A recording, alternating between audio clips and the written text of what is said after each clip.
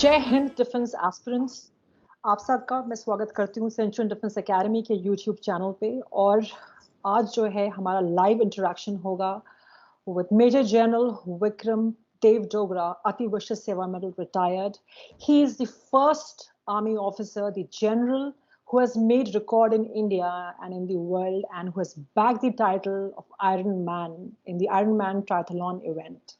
ये एक अपने आप में अचीवमेंट है. विश करना चाहती हूँ हैप्पी इंडिपेंडेंस डे. और इस इंडिपेंडेंस डे के मौके पे हमारे शो पे आमंत्रित हैं मेजर जनरल विक्रम देव डोगरा, अति विशिष्ट सेवा medal.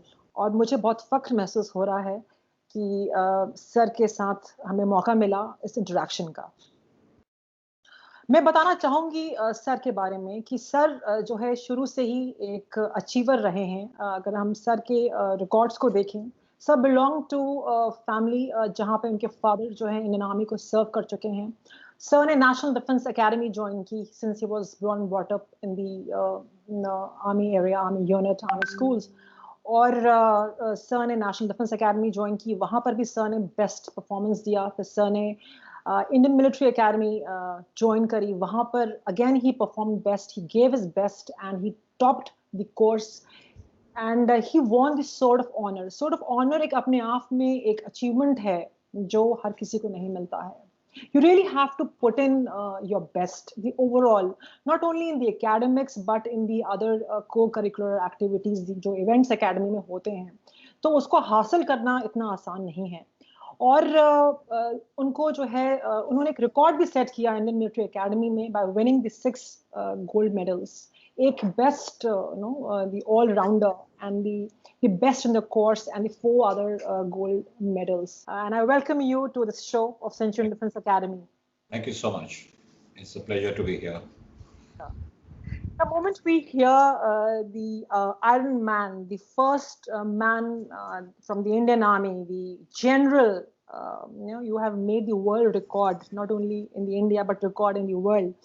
What an honor to bag this memorable achievement. क्या motivate किया सर आपको इस challenge के लिए, and how was your feeling? So really, there was no special event which put me into this. But what happened with me was that, when you are at the stage I was in my life, where I had done 37 years in the Indian Army, the challenges which are there around me had reduced. I knew everything that there was in the Army, 37 years, all the challenges which come, get thrown at you, you get adapted dealing with them. So I realized that there were no challenges really at work. The challenges at home had also almost got over. My children had decided what they wanted to do. We have settled well. And I was in a state where I felt I was moving, but I didn't know where I was going. It's like there was no special focus that I could put myself to, because things became very simple for me.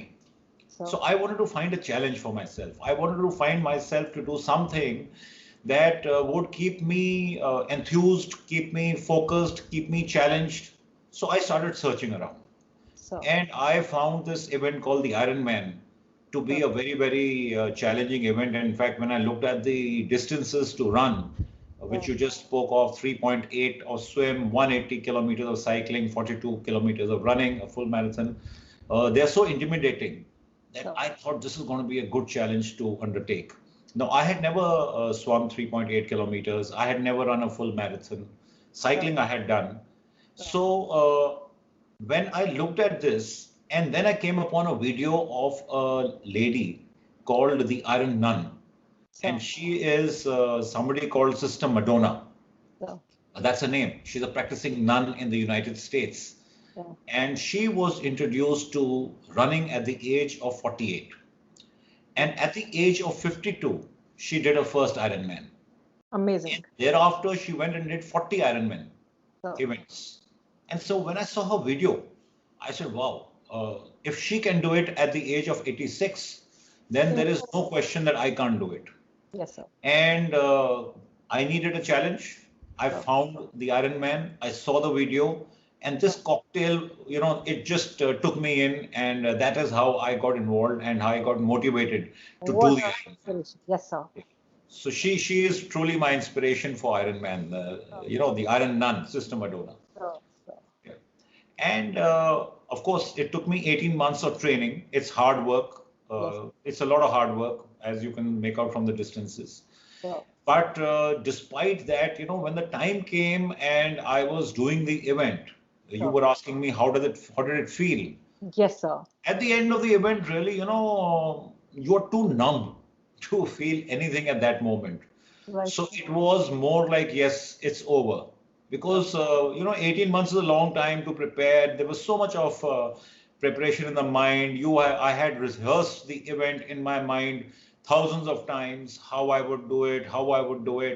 So when it actually happened, it was just like a very well rehearsed event through which I had gone, and I didn't feel anything special. But when I did it for the second time, when I improved my time by 40 minutes in the second event I did in Germany, that time I was very emotional because, I had actually gone there to improve my time and to prove to myself that I can better what I had done. And when I could better it by those 41 minutes, that time I was emotional. So I sat down in a corner the moment I crossed the line, and there were very, very emotional moment that time for me. Yes, sir. So, second question to you. You are the role model for everyone, and the defense aspirants, the defense officers, but it is so difficult to keep going and having achievements after another. And what kept your perseverance going on and to be consistent throughout your life? So really, I believe in a formula where you look at a single goal at a time, or a single dream. You can call it a dream, you can call it a goal, you can call it a mission. And there are a number of things which we want to do simultaneously, but you prioritize and you decide which is the one which matters. So in my life, for example, when I was in the academy, at that moment, my goal or my aim was to do as well as I could. And there were other distractions, like, young boys are in NDA, IMA, you want to watch movies, you want to make friends with girls, you have so many other hobbies you want to take, but all that then has to take a backseat and you focus on the mission at hand. And I use this technique throughout, whether I went after that for any of my courses of instruction, whether I was, on a specific mission within the army, when I did the Ironman. There are sacrifices to be made because you start prioritizing on the mission at hand, and other things which also matter at that moment, then you have to put them on a back burner. So I follow that technique, and that helped me retain focus and commitment to the task at hand. And I also understood over a period of time that perseverance or hard work is the key to every success. So I normally would put it down to say that on a scale of 1:10, 7 or 70% is hard work and 30% is good luck. Now the luck part is something out of your control, but the 70% part, which is hard work, is in your control.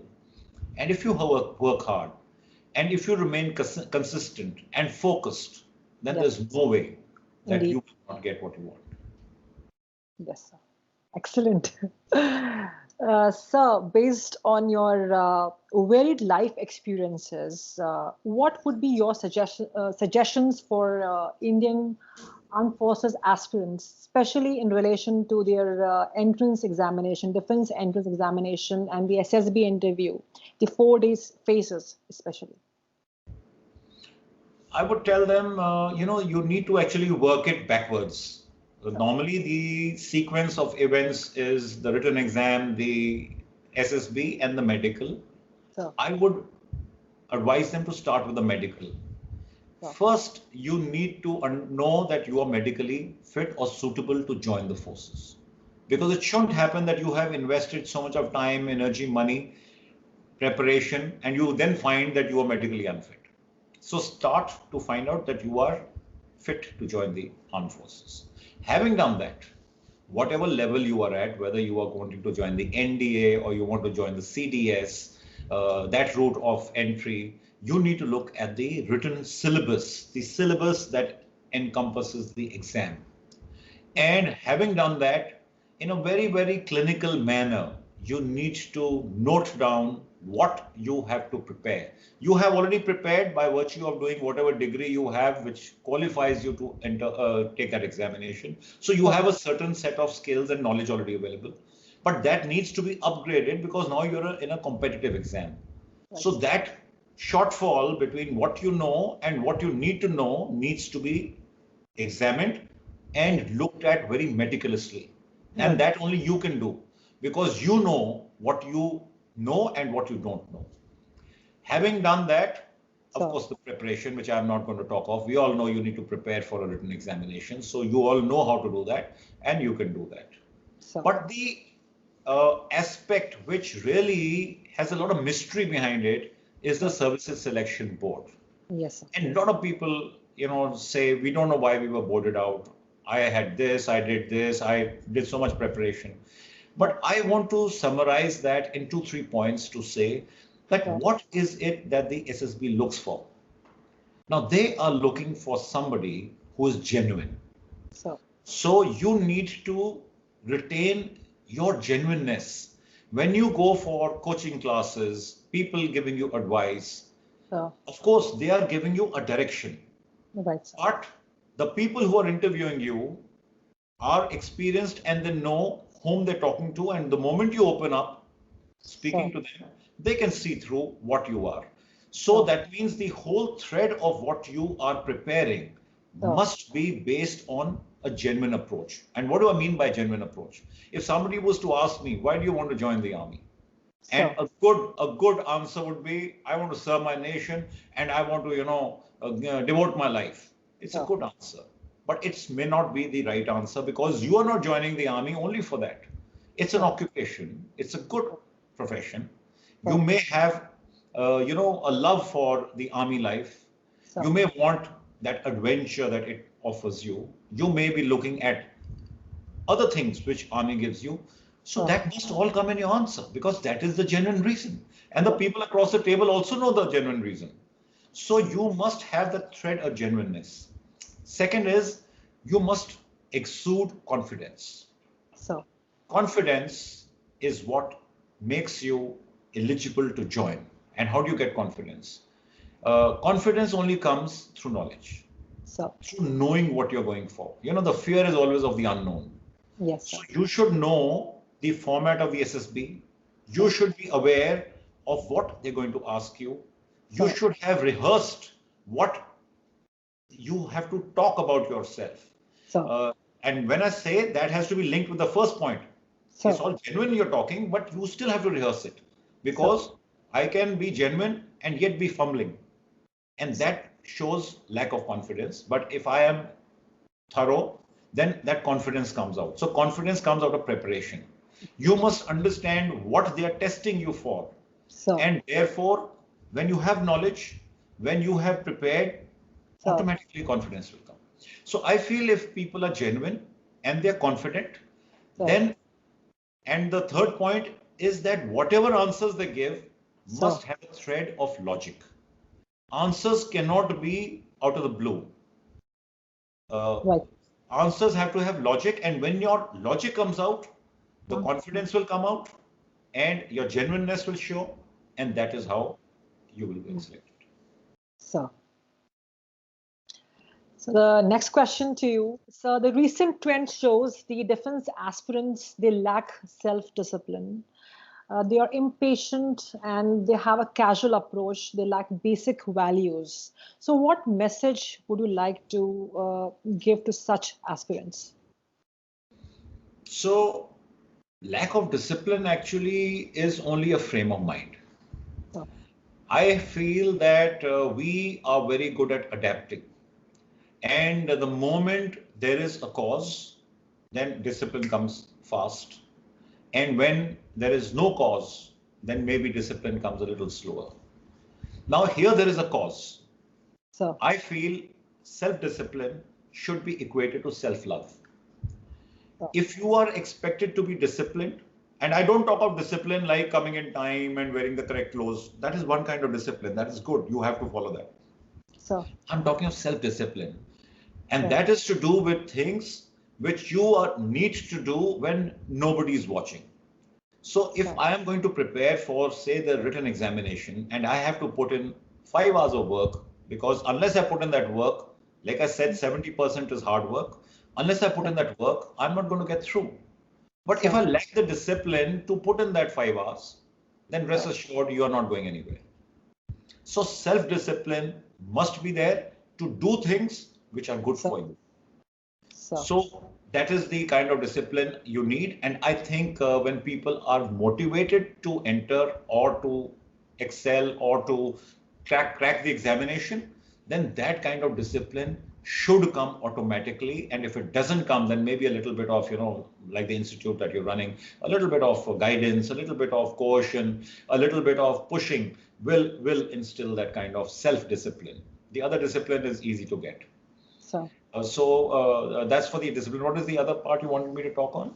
The impatient and the casual approach and the lack of values, which... So impatience, I feel, comes because we have got used to getting things easily. We have not worked for where we are today. Our parents are pampering us. We get things on a platter. So we get impatient when we don't get results. But when you get used to working hard, perseverance is hard work. And hard work takes time and energy and investment of your time, your energy, your money, everything. So when you get used to that, then you will not be impatient, because results don't come overnight. You must understand that. You will start training today. Say, for example, if I was training for the Ironman and I was to run 42 kilometers and I'm running 10 kilometers for the last 1 month and I'm getting impatient now, why can't I do 42? It doesn't work like that.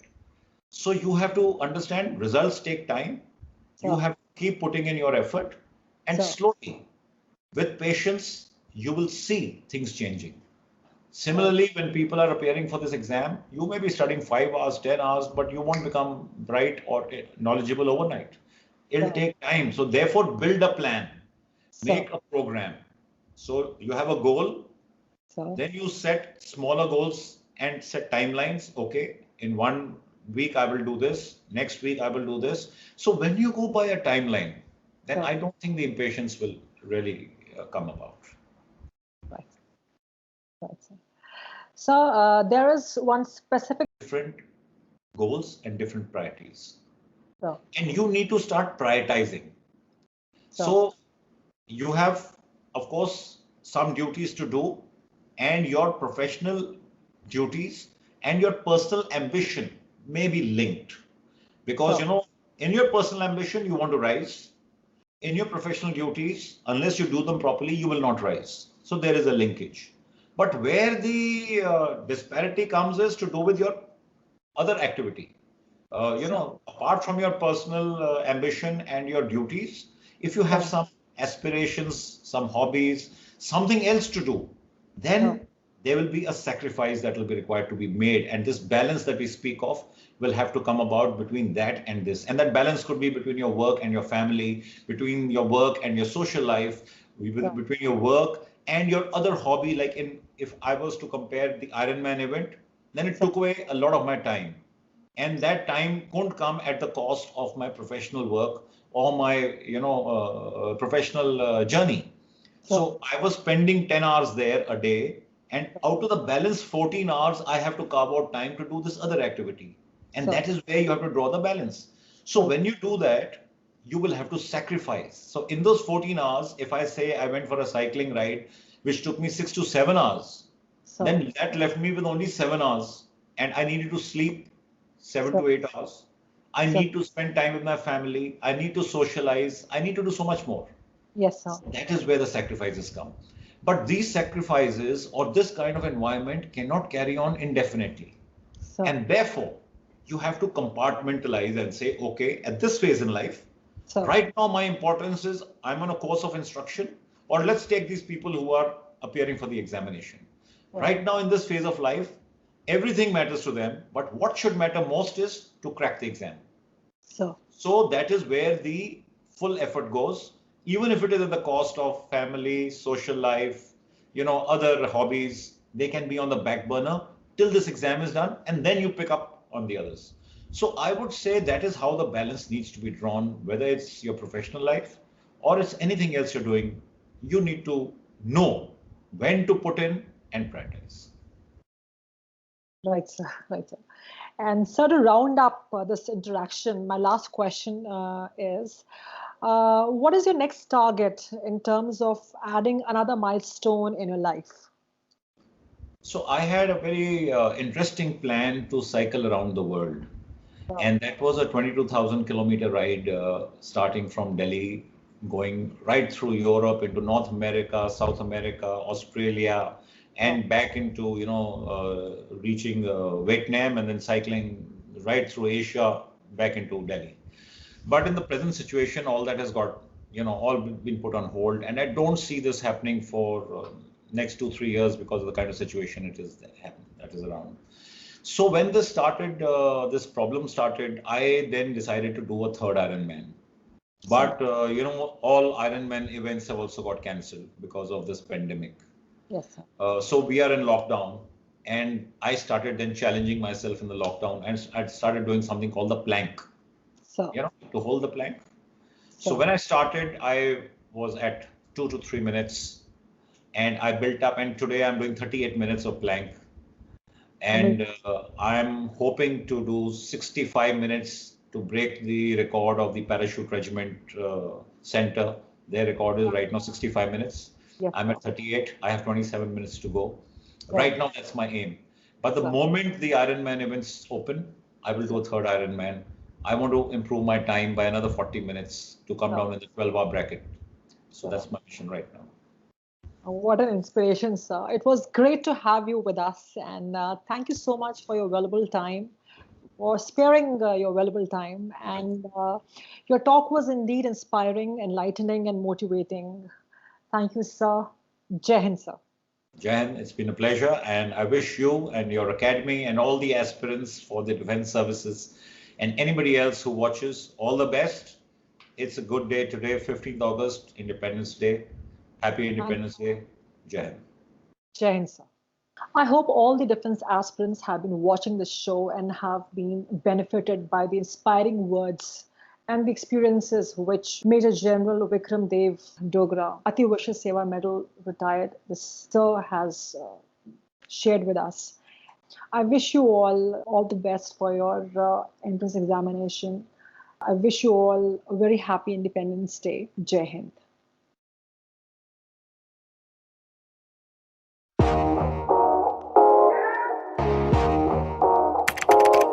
अगर आपने Centurion defence academy के YouTube channel को subscribe नहीं किया है तो अभी subscribe करें और बेल आइकन दबाएं ताकि लेटेस्ट नोटिफिकेशंस आपके पास में सबसे पहले पहुंचे।